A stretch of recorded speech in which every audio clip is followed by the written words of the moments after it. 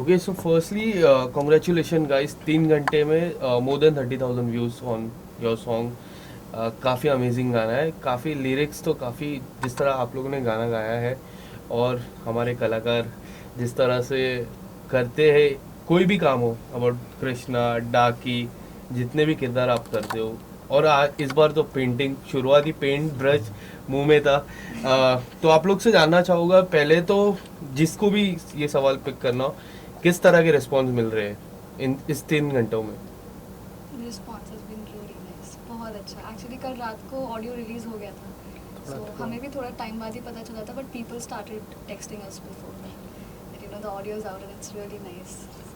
Actually ये गाना बनने से पहले ही सुमित भाई के जो भी फैंस हैं Yes. वो सब मुझे मैसेज करते थे कि प्लीज़ आप अपने कोई एक गाने में उनको ज़रूर लीजिए ऐसा। तो वो बहुत सारे मैसेज मेरे को आ रहे थे। तो फिर उसके बाद जब पता चला कि यार हम जो गाना कर रहे हैं उसमें ये बहुत फिट बैठता है उसमें। Yes.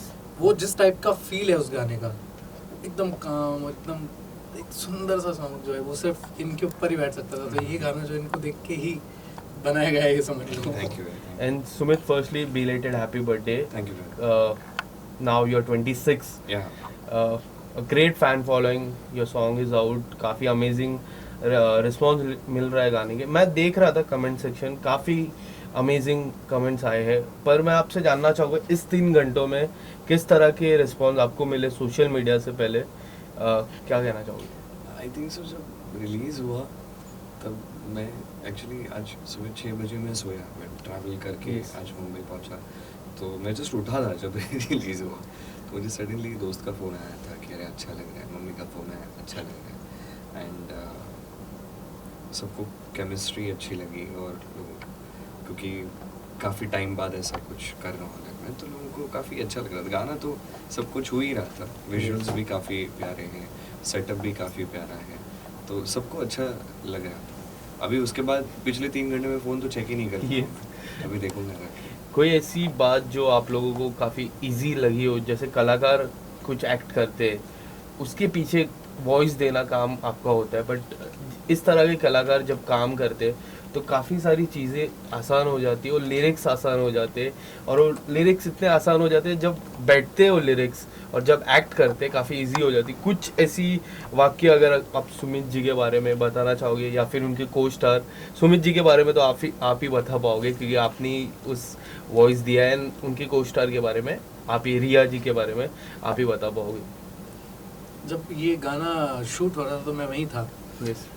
हमने पहले इनको तो सोचा था कि हाँ ये उसमें दिखेंगे, कैसा क्या होगा ये नहीं पता था कि दिखेंगे कैसे, लेकिन हाँ ये उसमें है और वो सब बहुत अच्छा लग रहा है। लेकिन जब वो गाना शूट हो रहा था और सारी लिरिक्स, जब वो जो चीज़ें लिरिक्स जो कह रही है और वो सब सामने दिख रहा था, तो बड़ा सुंदर लग रहा था। सुमित भाई बड़ा बहुत ही, इतने ज़्यादा सुंदर लग रहा है कि मतलब मैं क्या बताऊँ, ये गाना ऑटोमेटिकली और बहुत ही अच्छा हो गया। यस। जितना सूदिंग है ये गाना, वैसा ही वो सोबर जो इनका लुक है वो सब बहुत अच्छा मैच कर रहा है, बहुत ही बढ़िया। और रिया भी बहुत ही सुंदर लग रही है उसमें, दोनों की केमिस्ट्री बहुत ही अच्छी है। तो गाना वैसे ही बहुत मैच कर रहा है लिरिक्स और इनके साथ। आप क्या कहना चाहोगे? Riya is a great human first of all. So मेरे को थोड़े टाइम पहले ही पता चला कि they also met for the first time on the Yeah. Set. So जब मुझे ये पता चला तो I was like, now I am a bit startled कि इतना अच्छा केमिस्ट्री कैसे पुल ऑफ किया इन्होंने वीडियो में, बिकॉज बहुत it felt like they are a couple in real life. Yes. So अरे it did in the video, या because I was there on the set, so I was seeing it. Or it was surreal to meet her also because she's such a beautiful soul, and she sat with me for a few time. थोड़ी देर के लिए बैठे थे तो हम लोग ऐसे ही बात करते हैं. She's very simple, very humble. So it was great having both of you actually Thank you. on Thank the you. video. And it was a Su- pleasure कि हम आप दोनों के गाने पे परफॉर्म The कर pleasure is पाए। all ours. Trust me. Sumit, मैं आपसे जानना चाहूँगा, मैंने ये सवाल पहले भी आपसे एक बार पूछा था कि how do you manage this, how do you balance this things. डाकी का किरदार मैंने अच्छे से देखा है, श्री कृष्णा का किरदार अच्छे से देखा है मैंने, एंड इस गाने में जिस तरह से पेंट ब्रश था आपके फेस, मतलब मुंह में, और पूरे गाने में जिस तरह से आपकी आईज जो बोलती है, काफ़ी अमेजिंग बोलती है, आपकी आँख बातें करती है। पहले तो हाउ डू यू मैनेज, किस तरह से आप रोल, क्या कुछ प्रिपरेशन करते हो? नहीं, I think so lot of credit goes to my people जो मेरे अपने हैं ज़िंदगी में। मैं कभी लाइफ में डिस्ट्रैक्ट खुद को होने नहीं देता और वो भी मुझे कभी होने नहीं देते। यस तो मैं पूरे दिल से काम कर पाता हूँ, बस यही एक रीज़न है। और साथ में लोगों की ब्लेसिंग्स और प्यार होता है ना, तो आप कर पाते हो। बिसाइड्स ये गाने की बात की जाए तो इसमें सबसे इम्पोर्टेंट वही था, क्योंकि कोई स्टोरी एग्जैक्टली ऐसी है नहीं, विजुअल्स है यस और उसमें सिर्फ केमिस्ट्री दिखने वाली है, सिर्फ प्यार दिखने वाला है। और मैं पहली बार ही उसको मिला, वो भी पहली बार मुझे वहाँ पे मिली, और हमने सोचा कि कैसे करेंगे। Yes. तो आज केमिस्ट्री के लिए लोग तारीफ कर रहे हैं, तो समझ नहीं आ रहा कि कैसे क्या हो गया। तो अच्छा लग रहा है, लेकिन दैट हैपेंड बिकॉज दो एक्टर्स के बीच में केमिस्ट्री जब भी बनती है तो इसलिए बनती है क्योंकि वो प्रोफेशनली फिट बैठते हैं। Yes. समझते हैं कि सामने वाला क्या काम कर रहे हैं, हम क्या कर रहे हैं। सामने वाला कभी गलत करता है तो हम बताते हैं, वो स्पोर्टिंगली लेते हैं, वाइस वर्सा। तो वो रिया के साथ बहुत अच्छा था। उसने भी मुझे बताया कि जहाँ पे मैं थोड़ा ऑकवर्ड हो रहा हूँ, कि मैं हो रहा था मुझे, क्योंकि नहीं है यार, मैं इतना Yes. आसानी से रोमांटिक नहीं बन सकता था। मुझे आदत, मेरे लिए वो चीज़ डिफिकल्ट है एक्टर। तो वो कोशिश हमने की, और Riya I think so is very supportive. उसी दिन मेरी उससे बात हुई, उसी दिन हम मिले। उसके बाद आज जाके हमारी बात हुई कि कॉन्ग्रेचुलेशंस वगैरह इतना। यस तो बट वो काम कर पाना थोड़ा आसान इसलिए था क्योंकि मैं कंफर्टेबल फील किया मैंने हम्म। उसके साथ, और शायद उसने भी किया ही होगा। ये बट था। एज एन एक्टर क्या difficult, as an singer also, as an actor also, कि डिफिकल्ट हो जाता है जब भी इंडिपेंडेंट गाने आते हैं तो एक स्टोरी होती है, 5 मिनट का जो गाना रहता है उसमें पूरी स्टोरी होती है, बट इस गाने में खाली फीलिंग थी। तो as an actor, as an singer, क्या डिफिकल्ट फेस हुआ? कुछ ऐसी बातें अगर बताना चाहो। और क्या होता है कि आप को ना ये इसका जो रिजल्ट आता है वो तब आता है जब आप वो पोर्ट्रे कर पाते हो जो रिक्वायर्ड है। और रिक्वायर्ड ये था कि आप सामने वाले से बहुत प्यार करते हो, और जब किसी से बहुत प्यार करते हो ना तो आपकी आंखों में दिख जाता है। यस और आंखों में तब दिखता है जब यहाँ पे फील करते हो। यस और उसके लिए ज़िंदगी में कभी प्यार होना चाहिए। तो वो प्यार जब होता है तो एज एन एक्टर आपको सब रिकॉर्ड करके रखना पड़ता है दिल में, कि मुझे जो प्यार हुआ था तो मैं उसको ऐसे दिखता था। यस तो वो सब चीज़ें एनैक्ट करना, फील करना, एंड बहुत एक ही दिन में हमने पूरा शूट किया था, राइट। और थोड़ा डिफ़िकल्ट था कि हम वो चीज़ ला पाते, क्योंकि आप नए किसी इंसान से मिलते हो तो आप थोड़े कॉन्शियस होते हो, वो थोड़े कॉन्शियस होते हैं। बट ये भी थे, और मुझे बहुत पॉजिटिव वाइब्स मिले इनसे। Yes. तो very happy, and I was so happy looking at them कि अरे इनको इतना अच्छा लग रहा है। मुझे बहुत अच्छा लग रहा था कि इतने खुश हैं और इतना अच्छा इन्होंने गाया है। मुझे अच्छा लगा। मुझे काफ़ी टाइम पहले से बी लाइव से चल रही थी बात, करेंगे करेंगे करेंगे, but this was the song जो ऐसा ना छू गया। चल कर एंड यही सवाल मैं आप लोगों से पूछना चाहूँगा कि डिफ़िकल्ट हो जाता है जब भी इंडिपेंडेंट गाने में अगर कोई स्टोरी ना हो या फिर सिर्फ फीलिंग हो, एज अ सिंगर जब ये आता है, क्योंकि जब स्टोरी में हम गाना गाते हैं एक अलग ही वाइब्स आती है, पर उसी फीलिंग्स पे वाइब्स लाना कितना डिफ़िकल्ट हो जाता है एज अ सिंगर? डिफिकल्ट तो इस गाने के हिसाब से देखा जाए तो ये गाना एक्चुअली मैंने कंपोज किया है, कुणाल और मैंने इसको कंपोज किया है। तो जब ये गाना बन रहा था महेश भैया के घर पे ही, सारे जो है पीसफुल उनकी एक प्लेस है, वहाँ पे बैठ के हम गाने कंपोज करते, तो वही ये गाना बन रहा था। उन्होंने मुझे सुनाया कि इस टाइप का एक गाना यार, ये हुक लाइन है इसकी, और इसको बहुत ही फील से, जैसे इसका जो फील है ना वो बरकरार रहना चाहिए, लेकिन कॉम्पोजिशन थोड़ी अलग।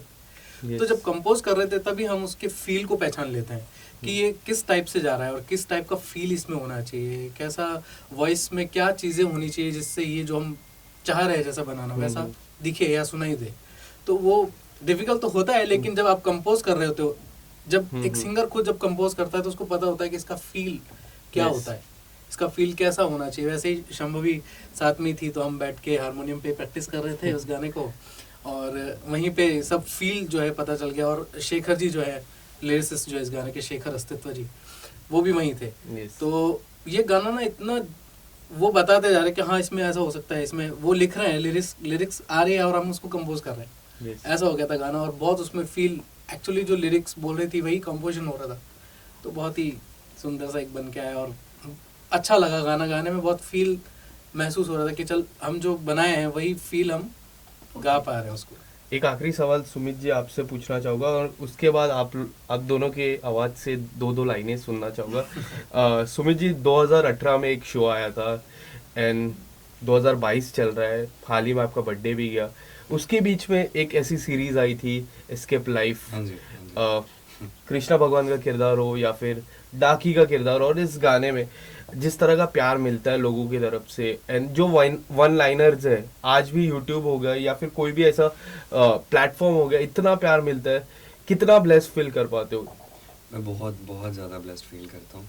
और एक इंसान की फितरत होती है ना कि जितना मिले कम लगता है। यस, वो फितरत से मैं हमेशा फाइट करता हूँ, क्योंकि कई बार ना ज़िंदगी में आप जितना सोचते हो उससे कई ज़्यादा आपको भगवान दे चुके हैं, वो प्यार दे चुके हैं, लोगों से मिलता है। ओवरवेलम हो जाता हूँ कई बार मैं, और अच्छा लगता है, बट कई बार ग्रैटिट्यूड भी फील करना बहुत ज़रूरी है। मैं Yes. कोशिश करता हूँ हमेशा। और कभी सोच के नहीं आया था मैंने कि कभी ऐसा सोचा भी नहीं था कि यहाँ पहुँचूँगा, ऐसा म्यूज़िक वीडियो करूँगा, लोग खुश होंगे कि सुमित को हम इस म्यूज़िक वीडियो में लेंगे, ऐसा कोई सोचेगा नहीं। Never thought about this. I am just like trying to do my bit.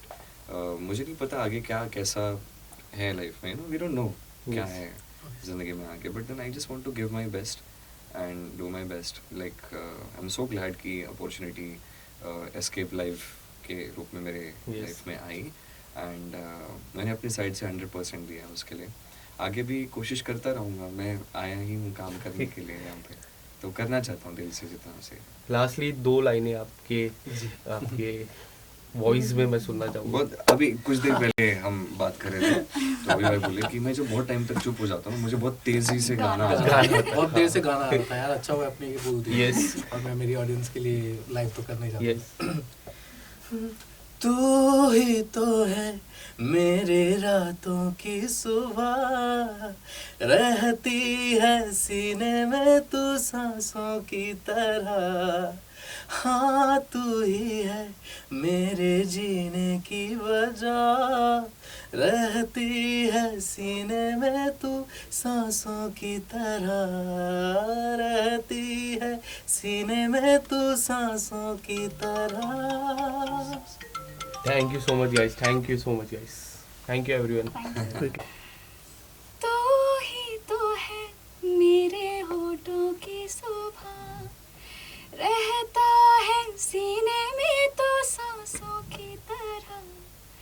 हाँ तू ही है मेरे दर्द की शिफा, रहता है सीने में तो सांसों की तरह। बहुत बढ़िया, मैजिकल है। थैंक यू, क्या करते हैं ऐसा आवाज? क्या मुझे थोड़ा बताओ। Grace is God. We won't take. Yes. Thank you so much guys. Thank you. Thank you.